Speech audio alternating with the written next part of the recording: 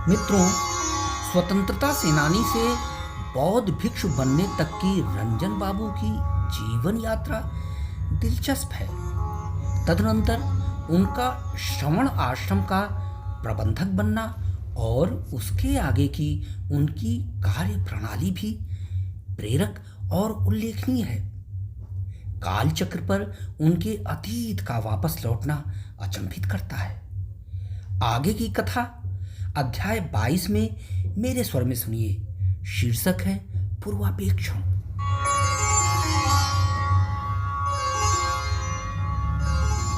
धीरेन्द्र और सुरेंद्र के आश्रम में आने के बाद उनके पिता अभिरंजन दास की मनःस्थिति निसंदेह अच्छी नहीं थी। रेणुका तो उनके भीतर मौजूद उनकी आंतरिक ऊर्जा से सामी हुई थी, क्योंकि वे ऊर्जस्व होकर जो कुछ बोलते उसका कोई गंभीर आशय होता था।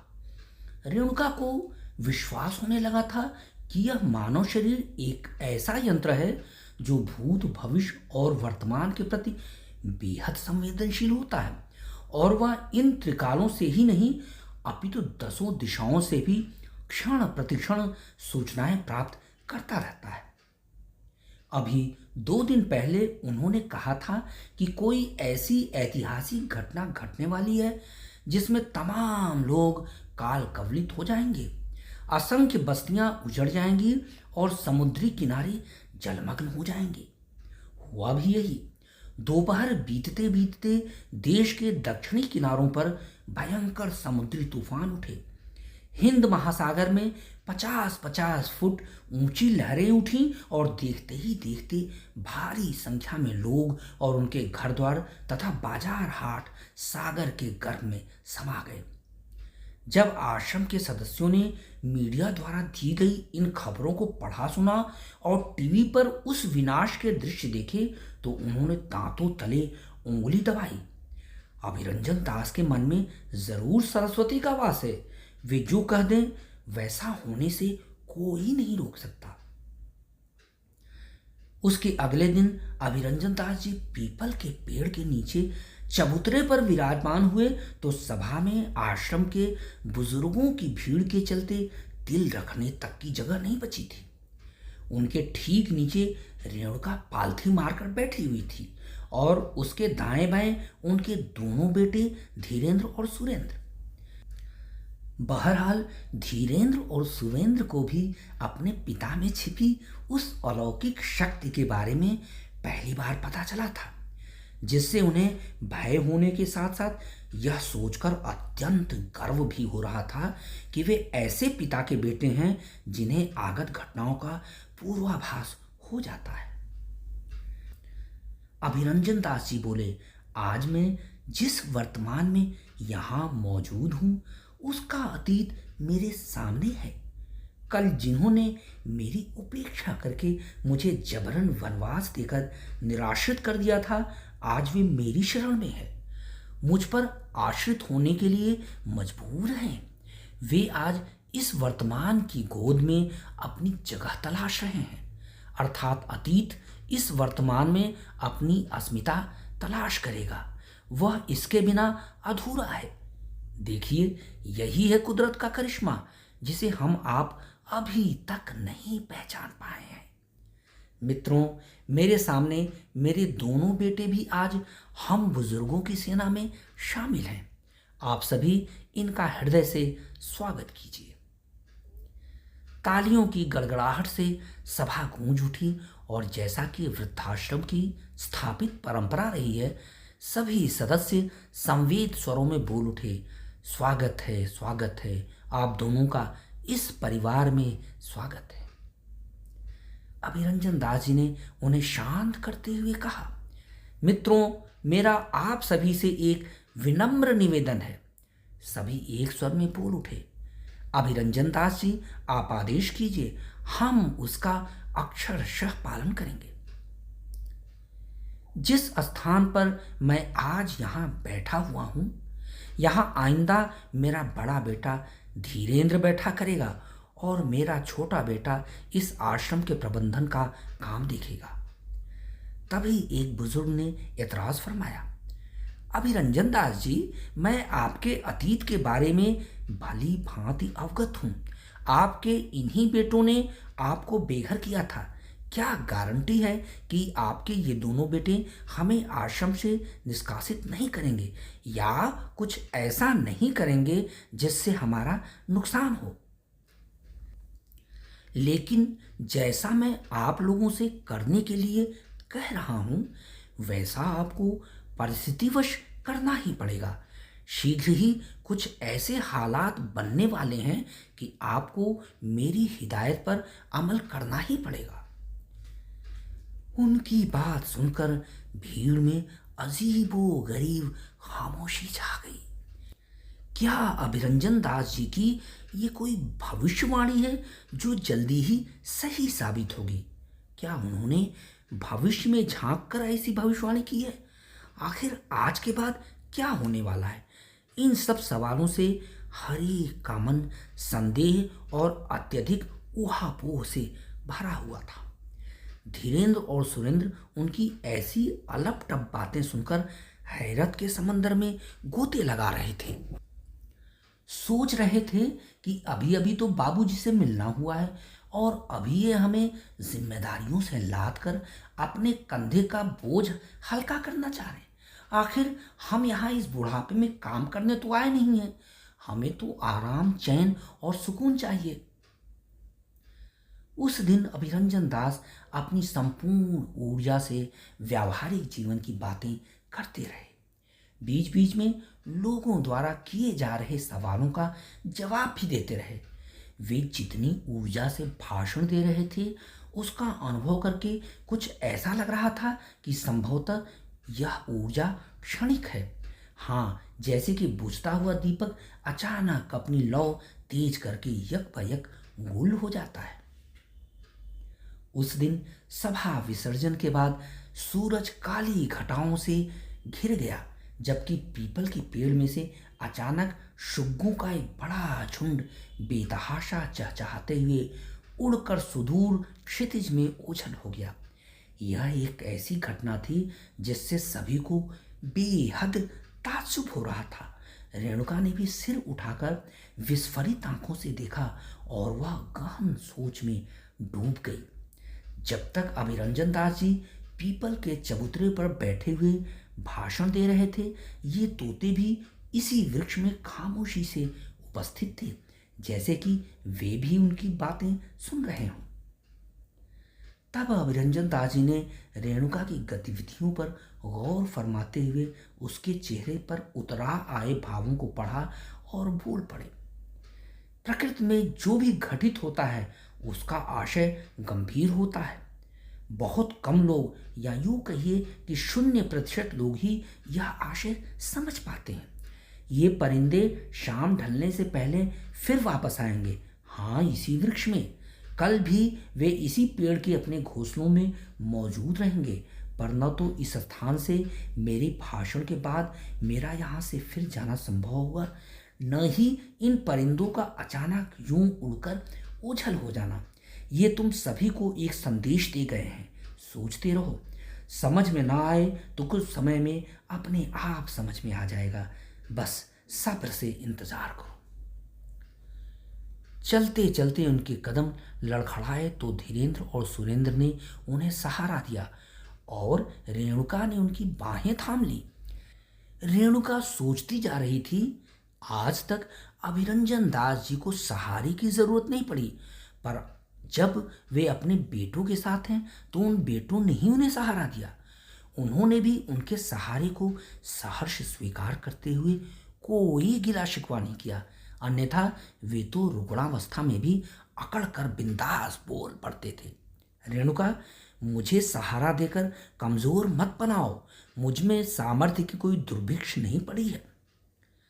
अपने बेटों के कंधे के सहारे चलते हुए उन्होंने रेणुका से कहा, रेणुका, यह सच है कि सहारा देने वाला भी खुद ही सहारा पा जाता है। सारी भौतिक अभौतिक चीजें एक दूसरे के सहारे के बिना नहीं चल सकती। अब ये जो समय है जिसकी गति को कालचक्र कहा गया है और जिसे 3 भागों में विभाजित किया गया है और जो बेशक एक दूसरे के सहारे हैं। इसमें त्रिकालों का आवर्तन चलता रहता है, चलता रहता है। देखना, काल का पहिया घूमते हुए एक दिन फिर मेरे सामने रोहिणी को ला खड़ा करेगा। मैं फिर से अपने ऑफिस में होऊंगा। सुजाता मेरी सेवा शुश्रूषा करेगी और दिव्यांग नंदिता को मैं कार्यालय की कार्य प्रणाली सिखाऊंगा। मैं फिर से अपनी कोठी बनवाऊंगा। मेरे बेटे होंगे, मेरे बेटों के बेटे होंगे। बिटिया का ब्याह कराऊंगा। पत्नी, बेटे, बहू और पोते मेरे साथ षड्यंत्र खेलकर मुझे वनवास देंगे। मैं इसी वृद्धाश्रम में फिर तुमसे मिलूंगा। धर्म बदलकर बुढ़ापे में तुमसे विवाह करूंगा। हाँ, सब कुछ चलता रहेगा, कुम्हार की चाक की तरह घूमते हुए। समय तो कभी ठहरेगा ही नहीं। बड़ी अथक गति है समय की। वह अपने साथ संसार, देश, समाज, परिवार और सभी को लेकर चलता रहेगा। हाँ, चलता रहेगा, किसी को थमने और थकने का मौका नहीं देगा।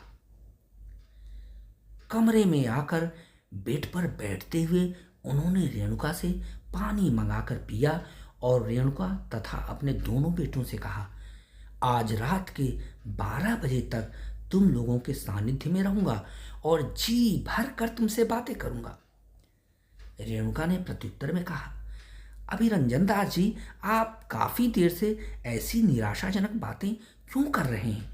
काल चक्र, समय का पहिया, जी भरकर बातें करना जैसे शब्द सुनकर मेरे मन में भय समाता जा रहा है।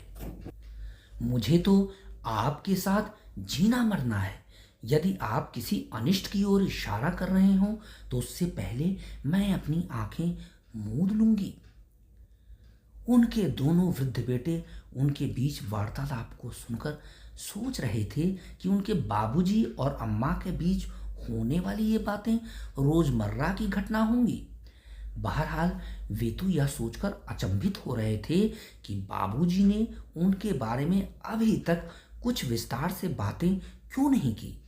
कहीं ऐसा तो नहीं कि वे नाराजगी के कारण उनसे कुछ पूछना ही नहीं चाहते। तभी अभिरंजन दास जी ने अपनी सवालिया निगाहें धीरेन्द्र के चेहरे पर टिका दी। वे बोले, मुझे अपनी बहुओं के बारे में कुछ भी नहीं पूछना है, क्योंकि मेरी अंतः चेतना ने बता दिया है कि उनकी कारगुजारियां क्या रही होंगी। पर तुम्हें अपनी विमाता, जो तुम्हें अपनी सगी माँ से भी ज्यादा स्नेह जल से सिंचित करती रहेंगी, को उनके बारे में अवश्य बताना होगा।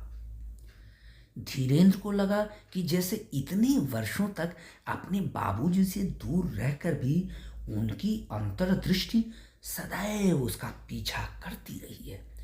पल भर को उसका सारा शरीर रोमांचित हो उठा।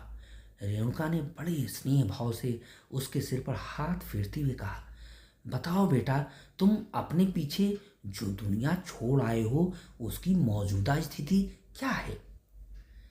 धीरेन्द्र की आंखों के कोरों पर आंसुओं की बूंदें छलक आईं।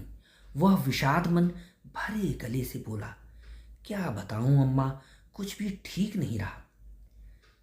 वह हकला कर रह गया। रेणुका ने उसकी पीठ सहलाई तो वह फटी आवाज में बड़बड़ाने लगा, जैसे कि वह बचपन में स्कूल की मैडमों से डांट खाने के बाद बाबूजी से भर्राई आवाज में शिकायत करने में लगता था। बाबूजी, आपके घर के छोड़ने के बाद तो गजब ही हो गया था। अश्वनी ने हमारे घर को अपना मुस्तकिल पनाहगाह बना लिया था। उसके साथ सविता का भद्दा आचरण और मैला चरित्र बताते हुए मेरे लफ्जों को लकवा मार जाएगा। वह कुछ क्षण चुप रहा तो अभिरंजन दास जी ने एक गहरी सांस ली। रेणुका ने पल भर को उन्हें देखा, पर उसे कुछ भी समझ नहीं आया। धीरेन्द्र आगे बोला, बस यह समझ लीजिए कि मुझे जैसे खूंटे से बांध दिया गया था।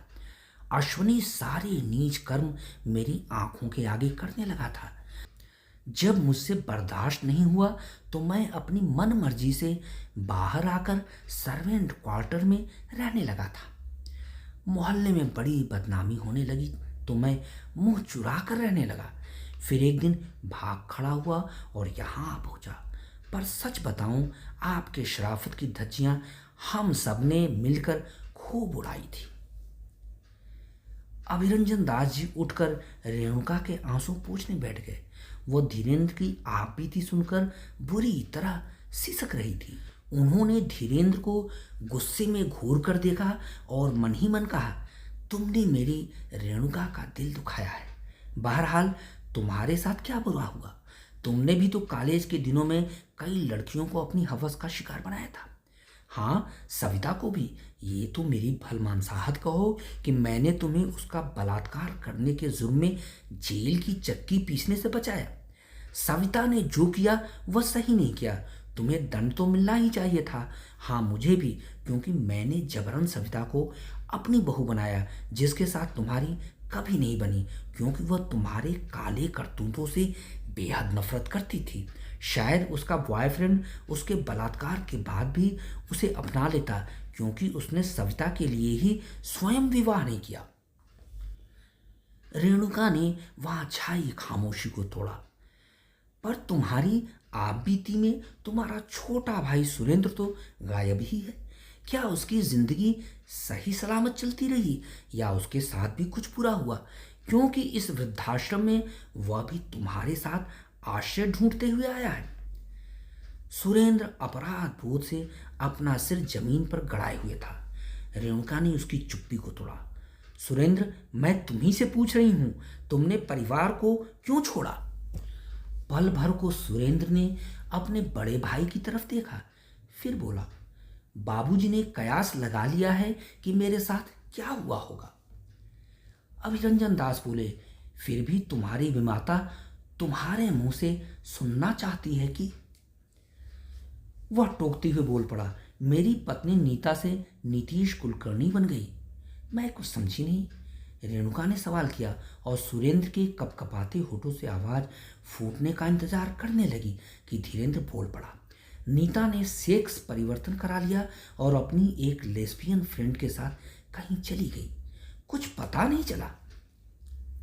मैं बताता हूं, वह अपनी लेस्बियन फ्रेंड अरुणिका के साथ चली गई होगी। ओफ ओफ, पर यह वाकया तो तब हुआ होगा जबकि तुम जवान ही रहे होगे। फिर तुमने क्यों नहीं किसी गे फ्रेंड से शादी करके घर बसाया? क्या तुम्हें सेक्स बदलकर औरत बनना गंवारा नहीं था? अभिरंजन दास जी ने उस पर तंज कसा तो वह फफक पड़ा।